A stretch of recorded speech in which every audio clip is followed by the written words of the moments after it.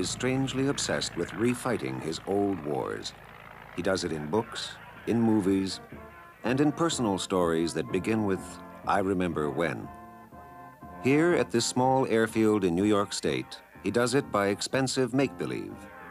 Big boys with big toys, reconstructing the legend and romance, but never the reality. Their replicas are precise. Their understanding of what it was all about is not. Fantasy is more fun than fact. In the minds of these latter-day aces, World War I was a time of chivalry, of champagne toasts before the dawn patrol, of scarves flying in the wind, of gallantry to the vanquished enemy. But far in the shadows of a pleasant afternoon at war are the ghosts of the men who knew otherwise, men who knew the bitter, bloody reality. The rules of their game were the will to live and the ability to kill.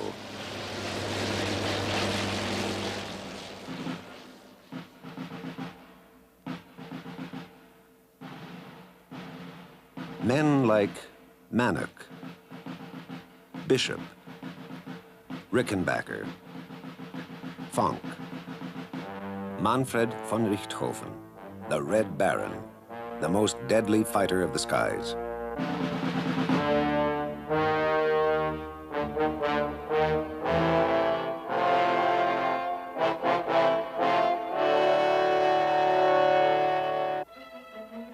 The First Great War burst across a continent shackled by social and military conventions.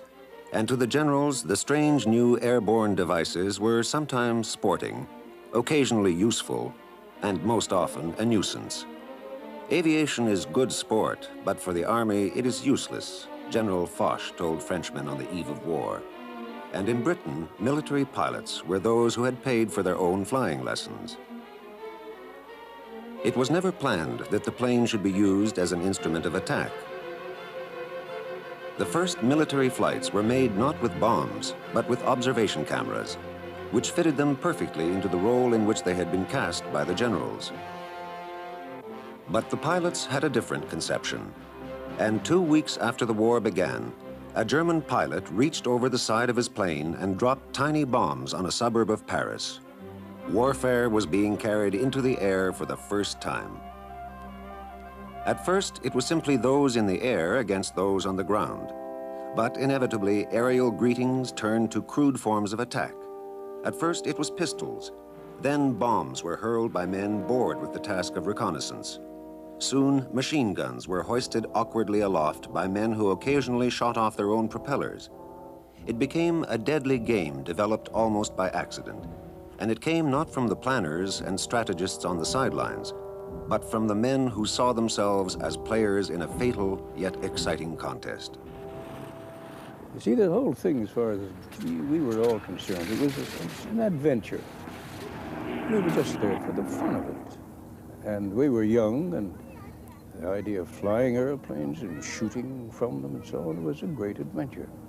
My aircraft, when I first arrived out in France, I flew a B-2E, and it was equipped with a machine gun firing at an angle of 45 degrees in order to avoid hitting the air screw. Not a very effective weapon, as you might well imagine. Yet, in its own crude fashion, deadly. On October 5th, 1914, a German two-seater becomes history's first victim of aerial combat, shot down by an aircraft mechanic in the back seat of a French biplane. Gradually, the gun and the plane are merging into a single weapon. In 1915, a French pilot, Roland Garros, mounts a machine gun on the front of his plane and fires directly into his own propeller. To this propeller, he has fastened protective steel plates which deflect those bullets which strike it, while allowing the others to pass through and onto their targets, which in the first 18 days of operation included 4 German planes that perished. Yet soon the metal protectors gave way, and Garros shot himself down behind enemy lines. The Germans took the wreckage of his plane to Berlin, where it was turned over to a young Dutch designer, Anthony Fokker, 24 years old. Fokker decided that what was needed was merely a gear that would synchronize the propeller and the gunfire. And so, June 1915, was the birth of a new and powerful form of weaponry, the fighter plane.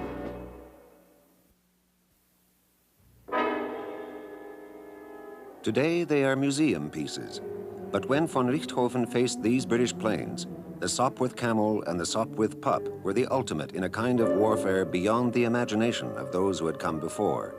Like the SE-5A, they could soar more than 2 miles above the earth and attack at over 100 miles an hour. The Nieuport, the deadly and much imitated French biplane. The Fokker, which was to evolve into the basic weapon of the famous flying circus. Today, the old planes seem almost too flimsy to be menacing. Yet in the memories of the old pilots, there lingers an aura of a deadly craftsmanship. I want to say one thing explaining about World War I aircraft. As you can see, it is not a crate. I don't know where the word originated from. It was not put together with baling wire and orange crates and covered with canvas. No, we used the finest of Irish linen, and I believe our opposite numbers had access to linen of the same quality. Engines made the great difference in flying. The Wrights didn't fly until they modified an automobile engine which would give them the power they wished, the revolutions they wished, for the weight value factor. And as fast as we could design aircraft for certain work, we had to be quicker to design engines to do the work for us. The men who flew them came to be known as aces, a new breed, masters of an evolving technology which carried them into a freedom and glory unknown to the men in the mud and the trenches far below. Men like Edward Manock, the greatest British ace, who shot down 73 German planes. A savage fighter who disliked publicity, Manock took satisfaction in riddling a downed foe until plane and pilot were obliterated. Billy Bishop, the Canadian who fought with the British. Second only to Manock in victories, he would often spend most of the daylight hours in the air. In one 25-day period, he shot down 12 German planes. Albert Ball, who before dying at the age of 20, had shot down 44 planes. Solitary and intense, his spare time was spent locked away studying tactics while the other pilots were celebrating. And Georges Guynemer, the French pilot whose daring and recklessness in the air was matched by his cool arrogance on the ground. After having shot down 54 planes, he left on a flight from which no trace of either him or his plane was ever found. He was 22 years old. Of the Americans, Captain Eddie Rickenbacker was the highest scoring. A combination of daredevil and businessman, he had already set a world speed record for automobiles, 134 miles an hour, faster than the best of the fighter planes he was to fly in the war. And Raoul Louberry, the French-born American pilot who was driven by a compulsive need for adventure. After drifting around the world, Louberry became a superb combat pilot. He died jumping from his flaming plane shortly before it plunged to earth. And Frank Luke, the flamboyant pilot from Arizona who spurned discipline and became a cowboy of the skies. He too died pursuing his greatest passion, turning the huge German balloons into airborne infernos. For all the aces, death was the only measuring stick. Manfred von Richthofen, 2 decades before he was to become the most deadly fighter of the skies, with 80 planes to his credit. The Red Baron, a withdrawn Prussian aristocrat who forgets his private life to devote himself totally to his one obsession, flying. Even his friends could never fully unravel the complexities of the often solitary and brooding war hero. Born into the opulence of a country estate, Manfred von Richthofen grew up in a fading era of the lesser nobility. Manfred and his 2 younger brothers were part of a tradition that combined both leisure and the military. His father had suffered injuries in the cavalry, retired, married into money, and settled back to raise his sons. As a boy, Manfred was an indifferent student, preferring horseback riding to his books. At the age of 9, he discovered guns. and with them came the first passion of his life, hunting. Until he was sent away to military school, Manfred would spend hours alone on the family estate hunting small game. It was perhaps the only hint of the life that lay before him. For he hated the routine and the discipline of a cadet away from home. And when war came, it was only natural that he should serve in the cavalry, where he saw action in Poland and came under fire in France. Yet within months, von Richthofen had realized the obvious. The cavalry now belonged to history, and its glory had passed to a newer breed of warrior. And so, in the summer of 1915, Manfred first went aloft, not as a pilot, but as an observer, a position he held until meeting the man who became his idol, Oswald Bulke, the 24-year-old pilot who already was one of the great German heroes of the war. Bulke was a superb leader, a daring fighter, and perhaps the best tactical innovator of the air war. In 1916, he set about forming a new and elite group, yesteryear, which in German means the Hunters. He was free to choose from among the best of Germany's pilots, and among those chosen was an eager young pilot who had crashed on his first solo flight and repeatedly failed his pilot's test, Manfred von Richthofen. Bulke relentlessly drove and inspired his pupils. Into the chaotic skies of the air war, he brought a set of rules that came to be known as Bulke's Dicta. For months, the rules were driven home, and yesteryear received a training far superior to that of their opponents. The British approach was much more casual, as Archie Whitehouse remembers. I had been for a number of months in the trenches with the British Army. After a few months of that, I realized there was no future on the ground. And on one day, I saw a dog fight in which a small Sopwith pup, like this behind me, destroyed an enemy albatross, which fell not very far from where I was standing. That was the turning point of my whole life. The Royal Flying Corps are asking for volunteer machine gunners to transfer to the Royal Flying Corps to become gunners on their two-seater fighters. And one Saturday morning, I arrived on this strange area of hangars and aircraft and people in different uniforms, just in time to see a Sopwith pup pull its wings off while stunting and auger into the ground right in front of the hangar to which I was proceeding. But that didn't put me off at all. So I got into the front of this pusher-type machine, which was like getting into the front end of a bathtub, and was given a gun, flown around the aerodrome, taken off the ground for the first time in my life, and told to fire at a target below. The target with 3 discarded aircraft wings, and I was supposed to have put 47 rounds into it. And within another hour, I had shot down my first enemy aircraft. This all within 6 hours after leaving the trenches. In the fall of 1916, Manfred von Richthofen mailed a letter home. "Dear Mama," he wrote, "I have brought down my 3rd Britisher. One's heart beats a little faster when the adversary, whose face one has just seen, goes down enveloped in flames. Von Richthofen is beginning the deadliest phase of his life. Yet of his first victories, most are easy, lumbering observer planes. But the rules and the training of Oswald Bulke are having their effect. The British are hard-pressed in the air, and the Hunters of yesteryear are among the best pilots of the war." But suddenly, it all seems to end. Bulke's plane collides with that of one of his own men. They watch in horror as Germany's greatest ace plummets to the earth. Von Richthofen writes that the funeral was fit for a reigning prince. Yet even before it is held, the grieving pilots of yesteryear set out on a frenzied search for revenge. They have become mad dogs, says one British report.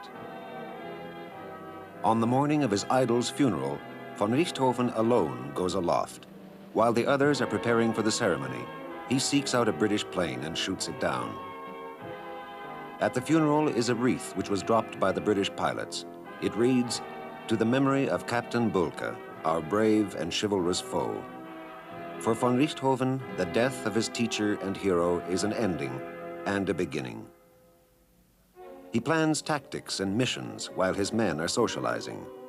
And on the wall of his room in the family estate, his mother now mounted a different kind of trophy, the serial numbers that he cut from the enemy planes he had shot down. Hans van der Osten, now the last surviving pilot from von Richthofen's small circle of friends. As a young man, van der Osten and the Red Baron flew together during the deciding battles of 1917.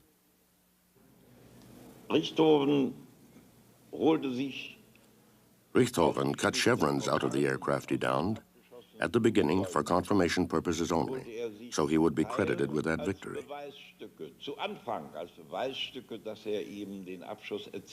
Later, he did start a collection and decorated his quarters at the front with these trophies, if one may call them that.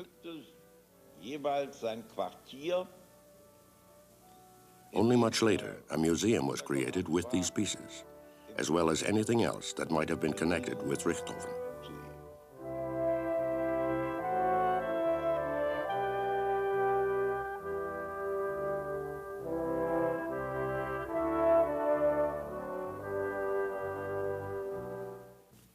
Yet behind the thin veil of chivalry, there was the face of death, and the serial hunters of all nations stripped their fallen prey bare. The quest for trophies has left a legacy of museum pieces like these, the personal collection of a single British ace, Major James McCudden.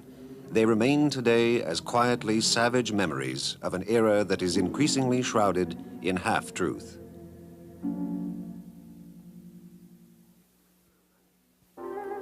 In the winter of 1916, Manfred von Richthofen carries on after the death of his famous teacher. He evolves his own set of rules based on the teachings of Bulke, which soon leads him to his greatest air victory of the war. In late November, he shoots down Major Lance Hawker, Britain's best fighter pilot. It's a severe loss to the British, and the German High Command suddenly takes note of the serious-minded young pilot with 11 victories. And in a war where heroes are needed for the morale of the home front, the process of creating a legend is begun by the information department of the German General Staff. Von Richthofen responds almost instinctively. After his 14th victory, his Albatross takes to the air as a bright scarlet challenge to the guns of his enemy. Das war zuerst wohl das Abschreckungsmanöver. Und zweitens, first, it was to scare the enemy. Second, it was psychological warfare. But it was mainly his confidence of his absolute supremacy. For this reason, he had his plane painted red, and in part, those of his squadron, so that the squadron in the air was at all times recognizable as the Richthofen squadron. Sodass das Geschwader jederzeit als Richthofen-Geschwader in der Luft zu erkennen war. In World War I, a dogfight consisted mainly of between 60 and 100 planes milling around at the same level, fighting, colliding, and making the best of their opportunities to get out of it. I was in several dogfights, and in fact I instituted one once. And there's nothing quite as frightening anywhere in the world. And you must understand that a dogfight as such could only be fought and flown by aircraft of this type, of this speed, and the maneuverability of these airplanes of that day. You couldn't have a dogfight today with planes that are flying 600 miles an hour because you'd be taking 7 miles to make a turn, whereas we were making complete 360-degree turns within only less than 100 yards. But a dogfight is exactly that. It's a madman's night out.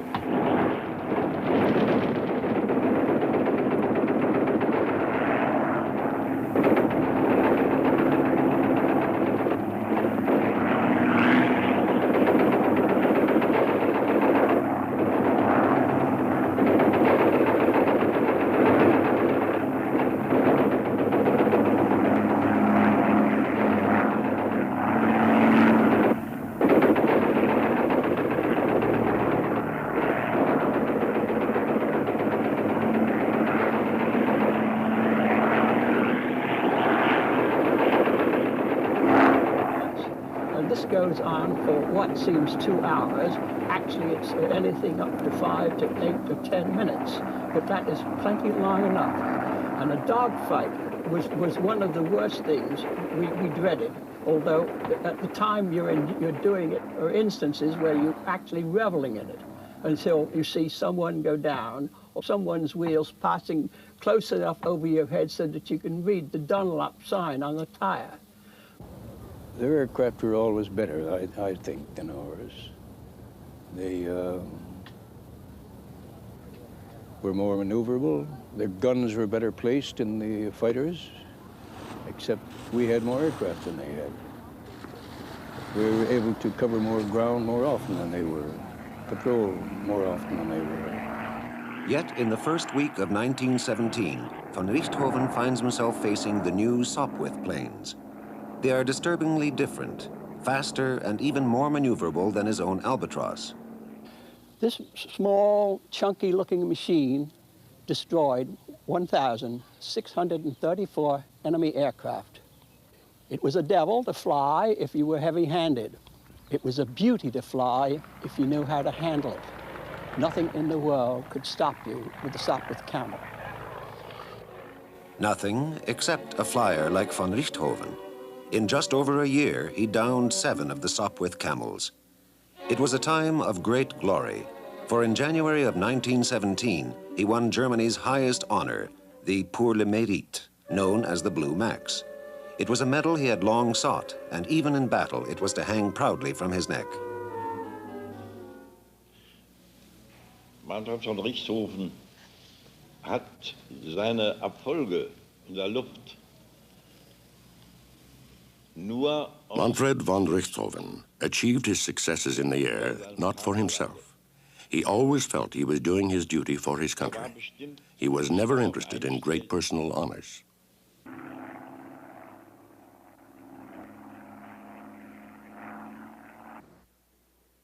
Near the battlefield of Vimy Ridge at Douai, von Richthofen takes over his first command, Jasta II. He is now living under the light of unceasing hero worship. His name and his image become part of the German public domain. But von Richthofen begins to withdraw. More than ever, he spends most of his spare hours alone or wild pig hunting all night in sub-freezing weather. He trains his pilots just as he had once been trained by Bulke, men like the partially crippled Schaefer, a hunter like von Richthofen, and the frail Kurt Wolf, whose recklessness was matched by his skill in the air. And Karl Almenröder, who also had idolized Oswald Bulke, and now, like Schaefer and Wolf, was to win fame under von Richthofen. Yet perhaps the best pilot of all the pupils was Lothar von Richthofen, who was trained under the protective eye of his more serious-minded older brother. They were a study in opposites, and at a time when Manfred was retreating further into his solitary nature, Lothar was showing the full force of his youthful exuberance. A friend once remarked, "Lothar treats war as a cosmic joke." April 1917, Bloody April as it came to be known. Even though Britain was developing better planes, most of the Royal Flying Corps was still equipped with antiquated BE-2s. It was an aircraft that was hopelessly outclassed by the Germans. For the British, it was the worst month of the year.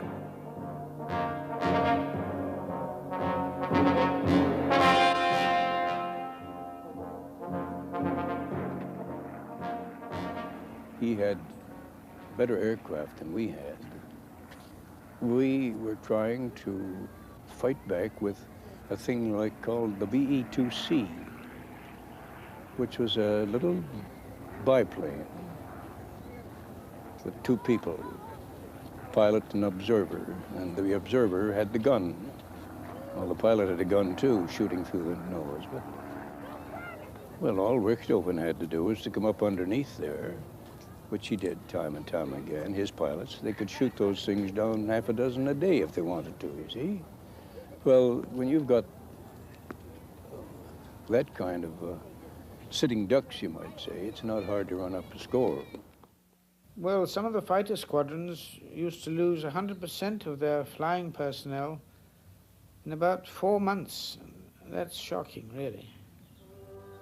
In my squadron, in observation squadron, our casualties were not so high, but during the 10 months I was with the squadron, we lost about 150% of our flying personnel. And an awful lot of young lads were shot down within a few weeks of arriving in France. Largely because they hadn't gained enough experience to know what to do in the case of attack by hostile aircraft. But it was fatal to be caught by a fighting aircraft if you were diving for your own home lines. He gave the fighter pilot such an easy shot, dead straight line. I've seen too many youngsters. I talk about youngsters, I was only the age of 19, but inexperienced pilots making the mistake of diving for home and being caught and shot down quickly by a fighting aircraft. In the first week of bloody April, a new British plane appears on the Western Front, the Bristol Fighter. 6 of them fly out of the mist over France, unknowingly followed by von Richthofen and Jasta II. In one quick engagement, 4 of the new British planes are shot down, 2 by von Richthofen himself. Some of the enemy pilots are beginning to call him the Red Devil. We used to escort FEs, as we call them, over the lines doing reconnaissance work and photography. And they were vulnerable, you see, under those circumstances. And here were these Hun fighters, a great mob of them milling around us, and none of them would come in and break us up. Well, Richthofen in these red Albertons, he climbed over top of us and dove right through the formation.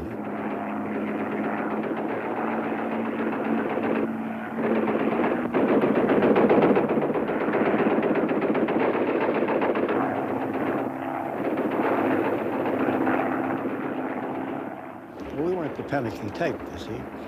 We let him come in. When we saw him raise his nose into a firing position, each of us circled around and dived on him simultaneously. And we were coming from both sides of the formation, and we very nearly collided.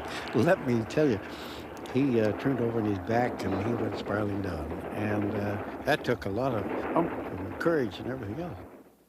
Well, I was an observation pilot.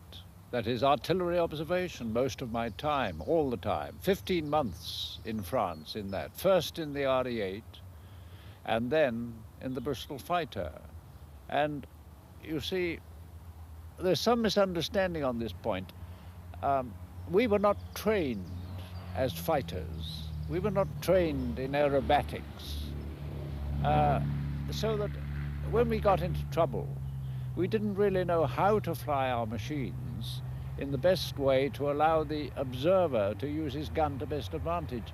And I'm very sorry to say it, but I think that in many cases when we were attacked, we were subject rather to panic and to do everything we could to get away from the fighters' guns because we were terrified of them.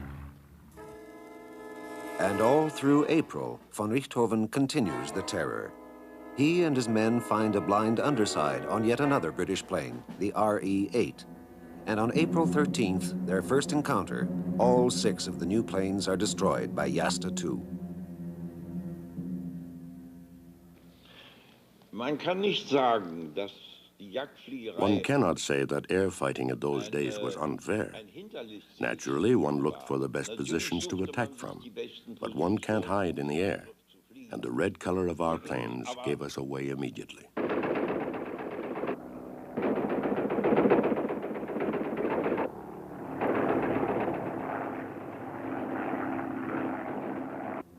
April 29th, 4 victories in the same day. For von Richthofen, war in the air has become a matter of precise and surgical technique. For the British, von Richthofen is now a menace that must be stopped. They decide to bomb his squadron at night.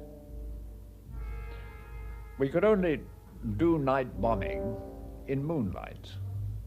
It might be cloudy, but the effect of the moon would be that you could see the ground, and so you could follow your course. So picture taking off with 12 small bombs underneath. So here we were, untrained bombers, no bomb sight, no mechanical aid, groping our way, if you like, and we guess where we should release the bombs, and then with, say, 12 bombs up, you pull the lever 12 times. So that by the time you had released the 12, you were quite some distance further on. The night bombing causes little damage and has no effect.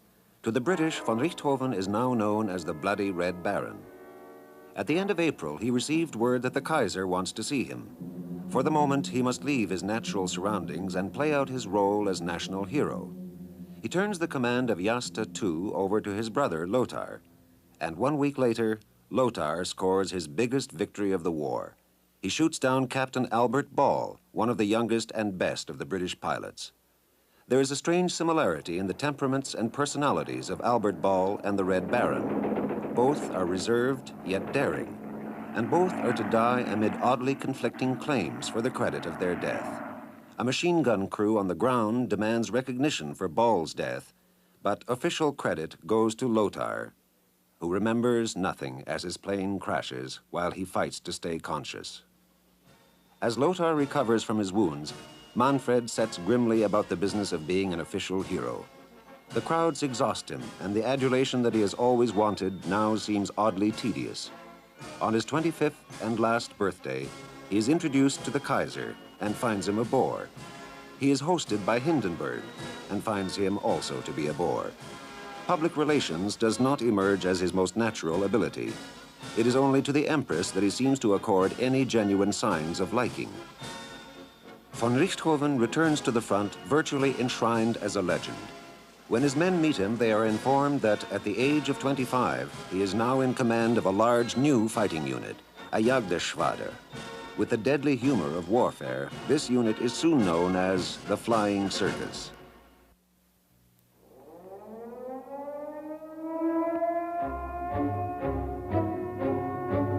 The new Jagdgeschwader, or hunting squadron, is composed of 4 units, each the size of von Richthofen's previous command. Its formation comes at a critical time in the war, and the Flying Circus finds itself being moved from one trouble area to another by a more desperate high command. And when the new German planes designed by Fokker arrived, they are found to be slower than the latest British aircraft. No longer are the German planes the technical masters of the air. Yet the specter of Bulka lingers on, and it is von Richthofen's superbly trained pilots who make the difference. In her last and bleakest year of the war, Germany found in the Flying Circus a daring, almost romantic group of heroes whose average age was 23. Werner Voss, one of von Richthofen's closest friends, was also one of his best pilots. And another ambitious young pilot showed a certain tactical brilliance, Hermann Göring. As did Ernst Udet, one of the most flamboyant pilots, who survives to become an air marshal in another war.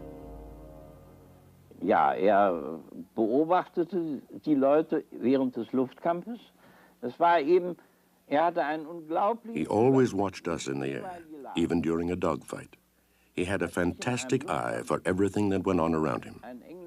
I remember one day I landed after a dogfight with an Englishman, and Richthofen came over to me, congratulated me on my victory, but at the same time reprimanded me strongly for making one wrong turn during that engagement. Weil ich abgedreht hatte von meinem Gegner und nicht die Kurve rechts rum, sondern die Kurve links rum gemacht hatte. With outrageously painted planes, the Flying Circus taunted the enemy by their very presence. No other unit would dare go into battle with stripes and polka dots. The Richthofens were not all the same color. They had reds and blues and yellows, because I remember seeing him and his brother Lothar over Cambrai one day, and Lothar had a yellow one. But that was why they called it a circus, because it was all different colors. They didn't allow us to paint ours up. You painted your aircraft according to the regulations of the Royal Air Force, which was a kind of a dark greenish gray. The main base of von Richthofen's Flying Circus during the last months of 1917 was the old chateau near the Belgian town of Marke. It was from here that their fame and their notoriety spread first to their opponents and then to the world. All that remains are the few scattered airplane parts on the chateau steps, where once von Richthofen sat while recuperating from a nearly fatal head injury suffered in July of 1917. It was a wound that was to thrust even more feelings of doom into his mind. For even as the German press is engaged in a futile attempt to create a romance with Katie Otersdorf, his nurse, von Richthofen begins to worry about his men, about Lothar, about himself, and about Germany. Outwardly, the heroism continues. The Kaiser himself comes to Marke and proclaims that von Richthofen alone is worth 3 infantry divisions. But even that is not enough. The British are pressing hard, and America has entered the war bringing the full might of her industry with her. If American cars can be turned out in vast quantities, then so can planes, and the Germans soon begin to lose the battle of the production lines.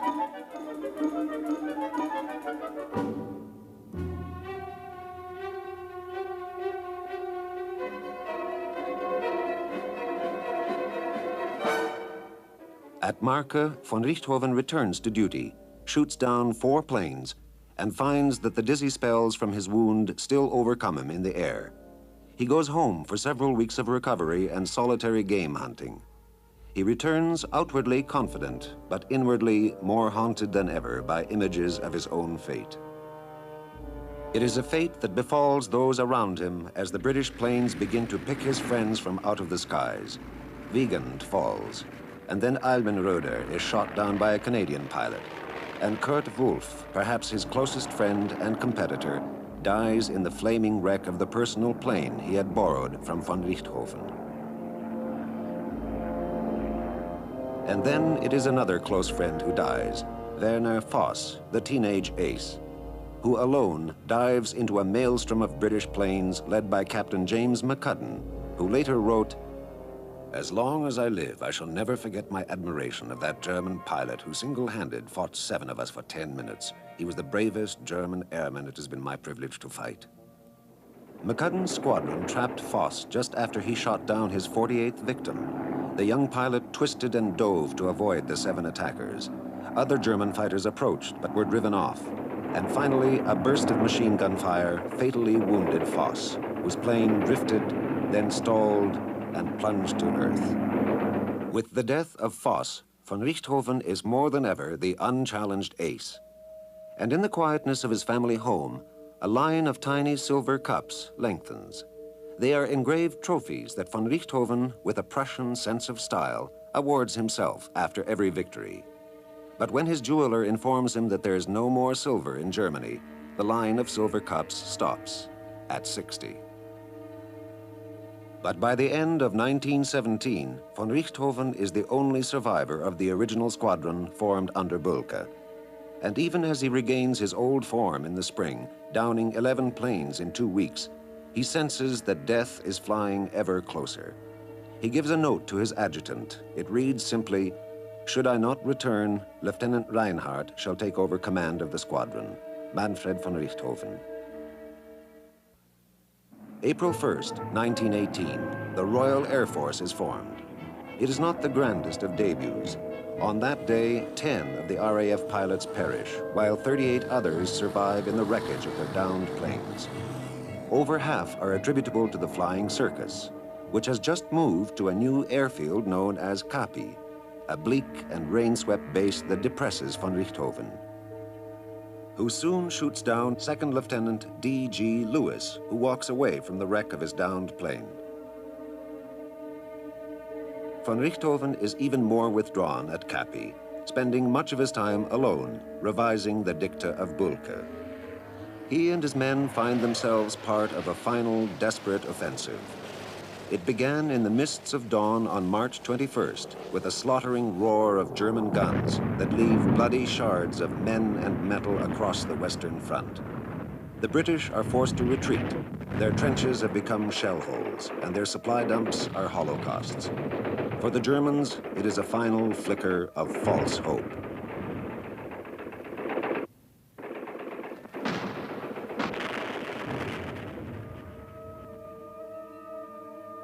April 21st, 1918. The rain ceases and the fog lifts at noon. Von Richthofen prepares to take off while a camera records what are to be the last few hours of his life. Outwardly, he is exuberant, joking with those around him. And yet, he has developed a morbid sense of foreboding because of the fate of his last 10 victims. All 10 have been devoured by flames. And in the lining of his flight suit, he has now secretly sewn 2,000 French francs in case of being shot down. When a mechanic approaches and asks for his autograph, von Richthofen replies, "What's wrong? Don't you think I'll return?" And then he leaves on a flight that is still shrouded in mystery.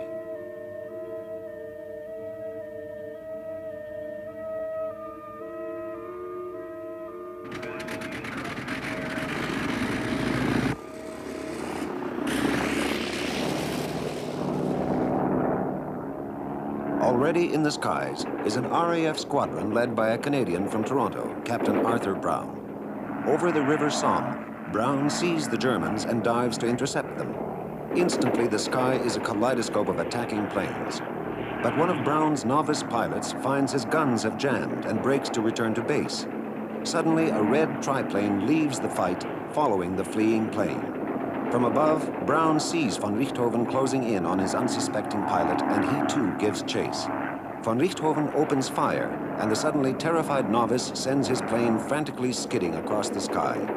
He dives to 200 feet, yet still von Richthofen is closing in. But behind the Red Baron is the Canadian, who maneuvers for position. The hunter is hunted. Planes roar toward a low ridge. Brown opens fire and is sure he sees the pilot in the red triplane slump forward. But other gunfire is heard. It comes from the Australian machine gunners on the low ridge below the faltering triplane. The Australians have laced the air with bullets, and they too are sure that they have found their mark. Pieces fly off the swerving plane, which careens toward Earth.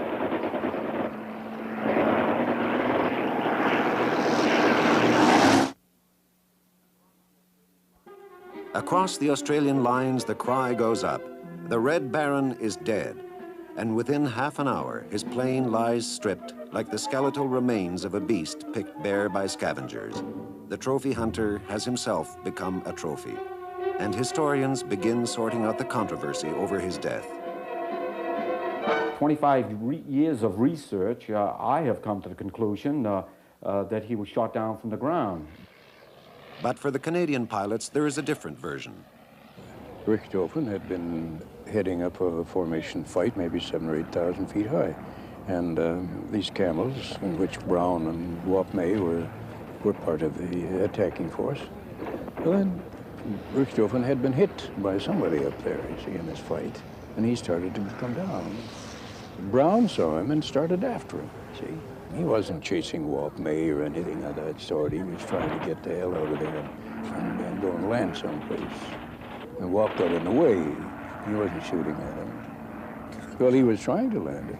Yeah. And then Brown gave him a burst and finished it. And the Aussies were sitting on the banks right there, and they were firing away, but they never hit anything from machine guns on the banks that far away when aircraft going through. And they claimed that they'd shot him down, you see. It's all nonsense. While an Australian eyewitness recalls differently. On the 21st of April 1918, I was a signaller in the 29th Battery, 1st AIF. Was mending telephone lines on the top of crest of a hill, right near the Healy chimney stack. Looking up, we could see that 3 planes had broken away from the formation we were fighting. When they came right down near the ground, within about 50 feet of the ground, the last plane, that was piloted by Captain Brown, flew away to the right. And the other 2 planes, they carried on down the gully past us. There was a hill right in front of them. So the front plane, piloted by Lieutenant May, turned to its right, and the Baron, he turned to his left and was lost for our sight. In a few seconds he came up on the other side, just skimming the hill, and was going for home. which we would have been home in about another 20 seconds or so. And he was passing us on our right about 300 feet up, and we could see him plainly sitting up in the aeroplane. From where he was, there was no other aeroplane within at least a mile. The fire evidently came from in the vicinity of Vaux-sur-Somme, and I drew the conclusion that it must have been Australian machine gun fire, as our maintaining that line about 7 miles long. And I should think they flew about 4 miles, which would only take 60 to 75 seconds from the time when they left the formation up there until the Baron was crashed. When he was just passing us, we saw his head fall over to the left, and immediately the plane turned to its left and nosedived to the ground. And when it hit the ground, it bounced and about 10 feet in the air and went on another 50 yards. We went up to the plane straight away. We were only really about 100 yards off it. And when we got up there, we didn't go right exactly to it until some of the others came. And we could see that the pilot was dead. His head was lying back on the cockpit and was definitely dead.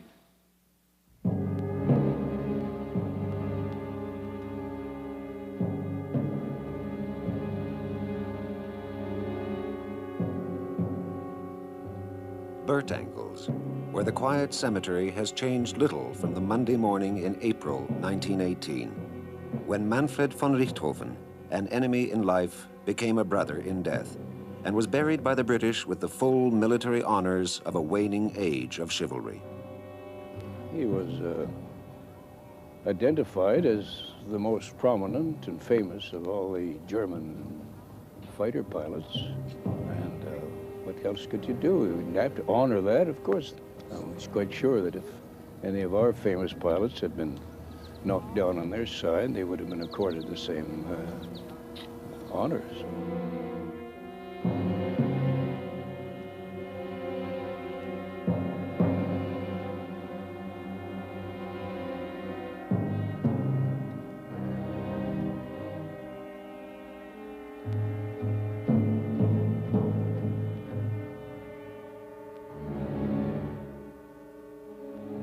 On the evening after the funeral, a British pilot flew over Capi and dropped a small package to the stunned squadron. In it was a photograph of the grave. Die Truppe war natürlich sehr deprimiert, als bekannt wurde, dass Richthofen gefallen war. Aber der Geist. Naturally, the squadron was very depressed when we found out that Richthofen had fallen in action. However, the spirit of the squadron did not suffer, and the myth created by the name Richthofen was carried through to the end of the war. Der weitergewirkt hat bis zum Kriegsende. As von Richthofen had requested, command of the unit is turned over to Wilhelm Reinhardt, who dies a few weeks later while testing a new plane. Then it is the turn of the man who is to become a legend of a different kind, Hermann Göring, who leads the squadron for the last few weeks of the war.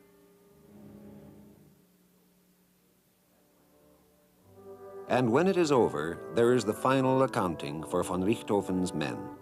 6 of them have been captured, 32 have been wounded, and 56, including von Richthofen, have perished. And yet on the other side, the toll was far greater, for the flying circus had shot down 644 Allied planes. From the neatly silent graves that mask the remembrance of men fighting for their survival has come a different kind of legacy. Wittmund, Germany, the home of the von Richthofen wing of the West German Air Force. And once a year, the old pilots who flew the canvas-covered planes in the days of the Red Baron are invited to gather among the latest of the computerized supersonic jets. For some, there is a fascination with the coldly swift instruments of war unimaginable in their times.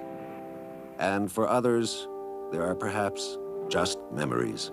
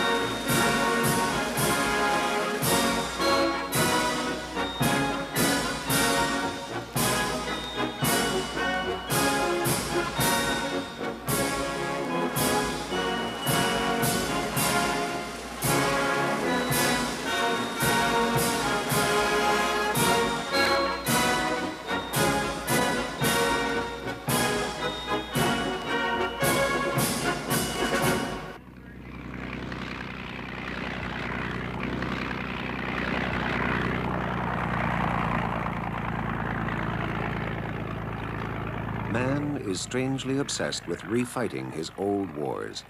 He does it in books, in movies, and in personal stories that begin with, "I remember when."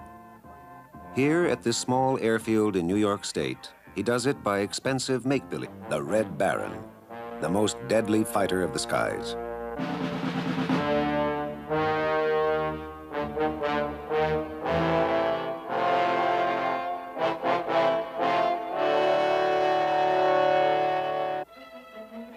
The First Great War burst across a continent shackled by social and military conventions. And to the generals, the strange new airborne devices were sometimes sporting, occasionally useful, and most often a nuisance. Aviation is good sport, but for the army it is useless, General Foch told Frenchmen on the eve of war. And in Britain, military pilots were those who had paid for their own flying lessons. It was never planned that the plane should be used as an instrument of attack. The first military flights were made not with bombs, but with observation cameras, which fitted them perfectly into the role in which they had been cast by the generals. But the pilots had a different conception, and two big boys with big toys, reconstructing the legend and romance, but never the reality. Their replicas are precise. Their understanding of what it was all about is not. Fantasy is more fun than fact.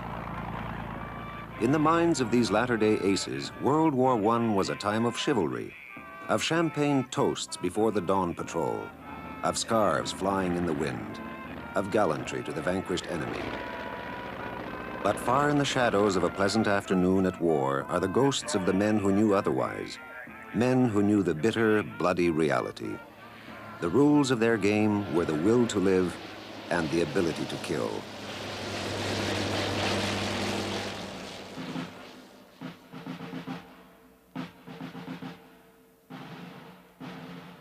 Men like Manock, Bishop, Rickenbacker, Fonck, Manfred von Richthofen.